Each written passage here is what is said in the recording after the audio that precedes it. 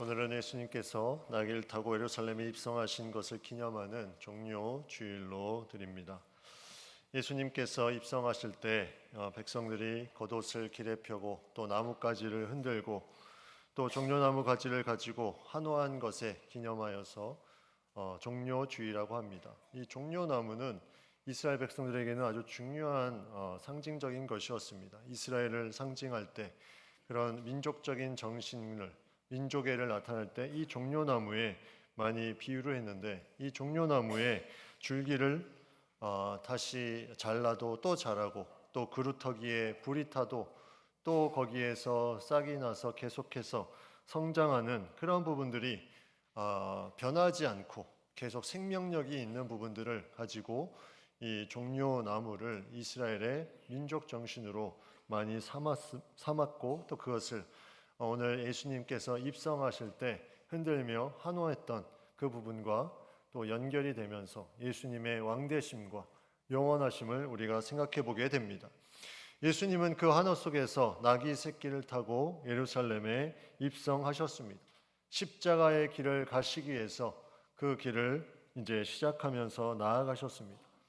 이 모든 일은 스가랴 선지자, 구약의 선지자를 통해서 예언되어진 말씀이었습니다. 500여 년 전에 선지자를 통해서 예언된 말씀이 500년 후에 예수님의 그 모든 삶을 통해서 이루어지는 것을 우리가 말씀 속에서 보게 됩니다.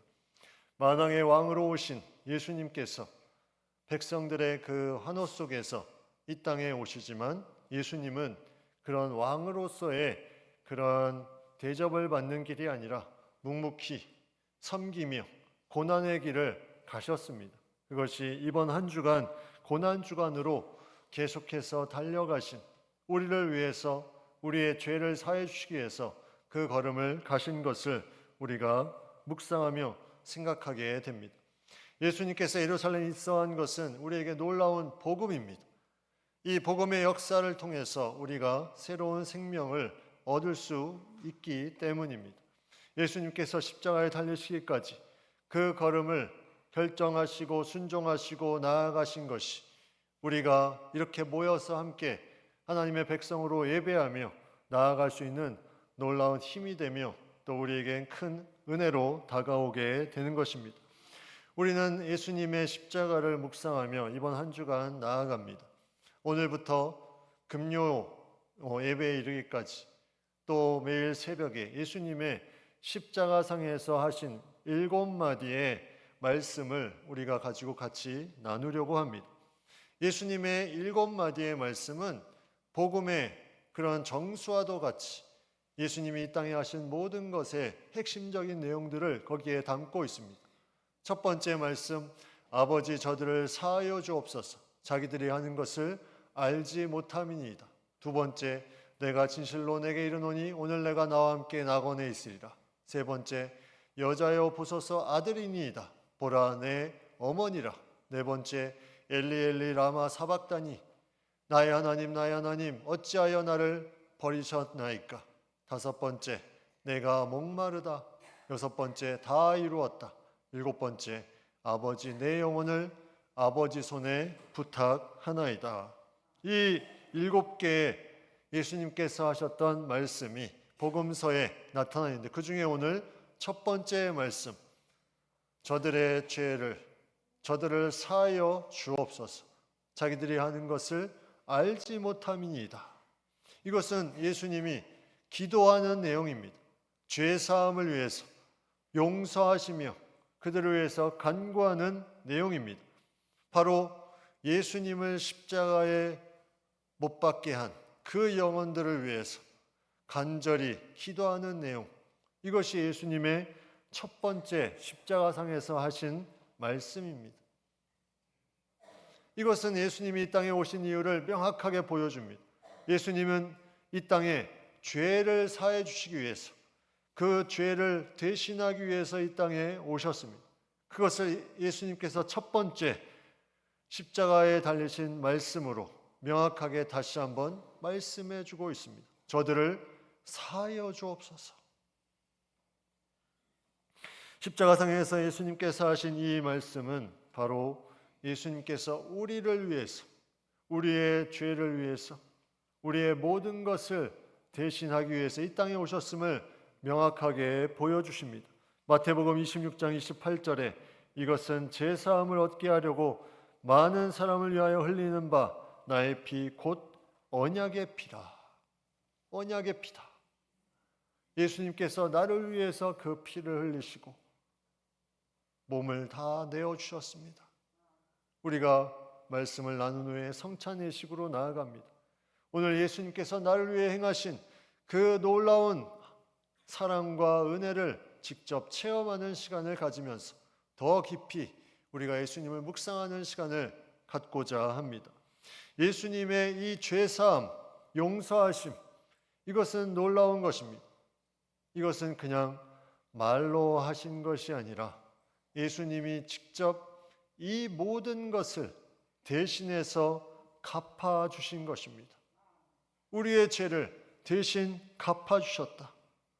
예수님이 그 모든 것을 내어주심으로 말미암아 우리의 죄를 갚아주셨다.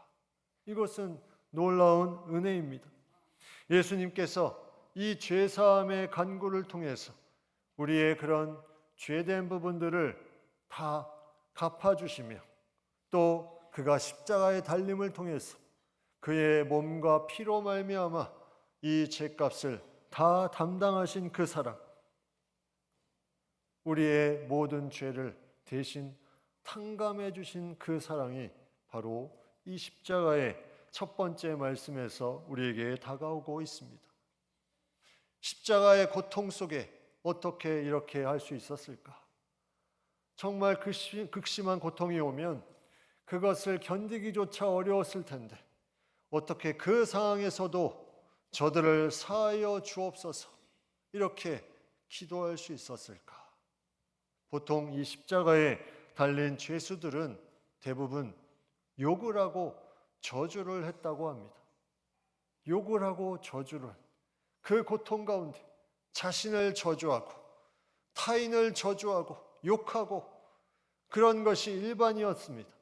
마태복음 27장 44절에 함께 십자가에 못 박힌 강도들도 이와 같이 욕하더라. 그들도 그 함께 욕했던 사람들, 십자가에 못 박은 자들과 함께 욕하며 저주하며 나아가는 그 상황에 예수님은 그들을 위해서 기도하십니다. 저들을 사하여 주옵소서. 예수님께서 이 땅에 거하시면서 제자들에게 많은 말씀을 베푸셨는데 그 중에 원수를 사랑하라, 너희를 박해하는 자를 위해서 기도하라 말씀하신 그 놀라운 사랑을 십자가 상에서 몸소 보여주셨습니다. 그 원수와 같은 자들, 그러한 핍박하고 모욕하며 증오하는 그 모든 자들을 위해서 예수님께서 사랑을 베푸시고 그들을 위해서 기도하시는 그 놀라운 예수님의 사랑, 이것을 십자가상에서 보여주셨습니다. 이른 양 한 마리를 찾아 떠나시는 그 목자의 마음이 이 십자가의 마지막 순간까지 저들을 사하여 주옵소서 그 간구를 통해서 다시 돌아오기를 원하는 그 놀라운 예수님의 사랑이 그 가운데 깊이 담겨 있습니다. 예수님은 감정 처리가 다 되고 용서를 하신 것이 아닙니다. 감정 처리대로 됐으면 죄가 없으신 예수님이 그 십자가에 달리고 그 고통을 당하는데 예수님이 보복하고 복수해야 마땅했습니다. 그렇게 되었다면 모든 인간이 멸망당할 수밖에 없었는데 예수님은 감정에 따라서 행하지 않으시고 하나님의 말씀, 하나님께서 이끄시는 대로 사죄, 용서의 말씀에 그것을 위해서 구하며 간구하셨다는 것입니다. 우리가 하나님의 마음을 가지고 나아갈 때도 우리가 용서한다고 생각하면, 우리가 감정의 처리가 다 되고 나서 용서한다고 생각하면 용서할 수 있는 그 기회를 잃어버릴지도 모릅니다. 우리의 감정 처리가 그렇게 쉽게 되지 않습니다. 용서는 내 감정이 회복되고 나서 하는 것이 아니라 용서는 하나님이 주신 그 말씀 가운데 내가 의지적으로 행하는 것이라는 것, 이것이 중요합니다. 최근에 제자 훈련을 하면서 접한 책이 있는데 용서는 선택이다, 용서를 배운다라는 제목의 책이었습니다. 용서가 감정 처리가 다 되고 나서 하는 것이 아니라 용서는 예수님의 이 사랑을 입은 자가 그 사랑 가운데 선택하며 의지적으로 하는 것이다. 그래서 용서는 배워야 되는 것입니다. 시간이 지나서 하는 용서가 아니라 예수 그리스도의 사랑을 통해서 그것을 깊이 묵상할 때 할 수 있는 것이 이 용서임을 바로 우리에게 말씀해 주고 있습니다. 미국의 교수이자 작가인 데이빗 요셉 리가 이런 말을 했습니다. 용서를 위해 좋은 감정과 행동을 충분히 가지고 비축할 수 없으나 날마다 하나님에게서 새롭게 길어 올릴 수 있으면 용서가 된다. 용서를 위해 좋은 감정과 행동을 우리는 비축할 수 없습니다. 그러나 예수님의 사랑, 하나님의 사랑을 가지고 계속 새롭게 그것을 길어 올리면 그것이 가능하게 된다.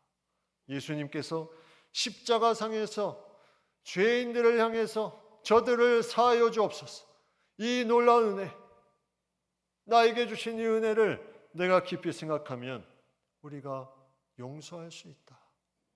그래서 예수님은 우리에게 7번을 70번까지 용서하라고 말씀합니다. 아니, 이게 어떻게 가능합니까? 그런데 예수님 안에 그 사랑을 가지고 있으면 이 의지적으로 용서를 선택할 수 있다. 이것이 우리에게 주는 놀라운 은혜입니다. 에베소 4장 32절 말씀에 서로 친절하게 하며 불쌍히 여기며 서로 용서하기를 하나님이 그리스도 안에서 너희를 용서하심과 같이 하라. 우리의 힘으로, 우리의 능력으로 용서할 수 없습니다. 예수 그리스도 안에서 너희를 용서하심 같이 하라. 그 모습으로 우리는 의지적으로 용서를 선택할 수 있다는 것입니다. 예수님의 용서는 더 이상 그 죄를 다시 거론하지 않으셨습니다. 우리는 용서한다고 말은 하지만 그 대상이 계속 자신이 한 것에 대해서 무언가 큰일을 당하기를, 안 좋아지기를 바라는 마음이 있으면 그것은 용서라고 말할 수 없습니다.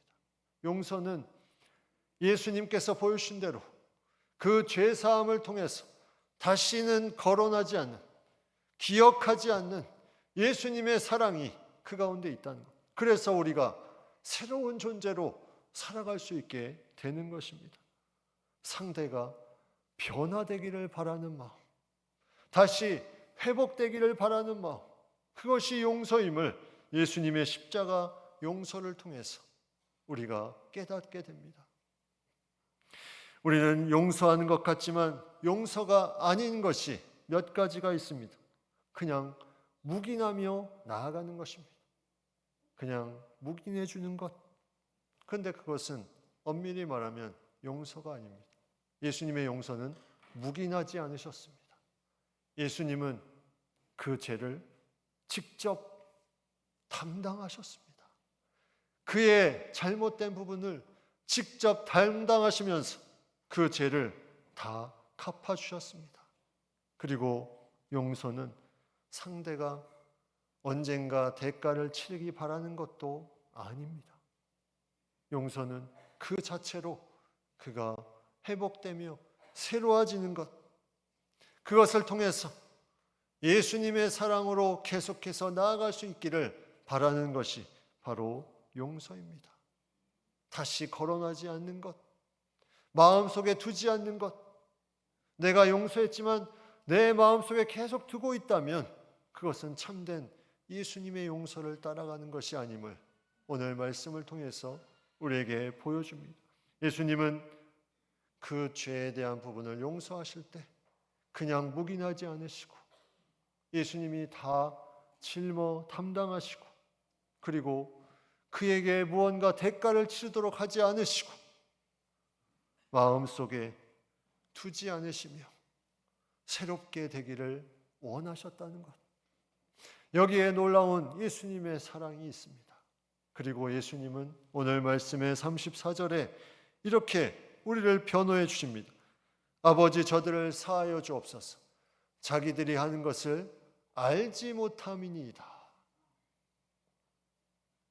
알지 못하고 이 죄를 범했다는 것입니다. 알지 못하고 예수님을 십자가에 못 박게 했다는 것입니다. 우리의 죄를 통해서 십자가에 달리신 예수님이 변호해 주십니다. 저들이 알지 못하고 했다. 예수님을 알기 전에 했던 행동이다. 실제로 그들은 이 모든 자신들이 한 행동, 옷을 나누고 신 포도주를 마시게 하고 예수님이 고난 가운데 걸어가게 하는 그 모든 것이 구약 성경에 기록된 것을 그들은 몰랐습니다. 이미 예언된 말씀이 계속해서 이루어진 것임을 그들은 몰랐습니다. 예수님은 그들을 변호하십니다. 죄 가운데 죽을 수밖에 없는 자신을 십자가에 못 박은 그들을 변호하시며 저들은 알지 못하고 행한 것이다. 알지 못하고 죄를 범할 수 있습니다. 알지 못하고 무언가 나쁜 일을 행할 수 있습니다. 그러면 무죄가 될 수 있습니다. 아무것도 모르고 했다면 무죄가 됩니다.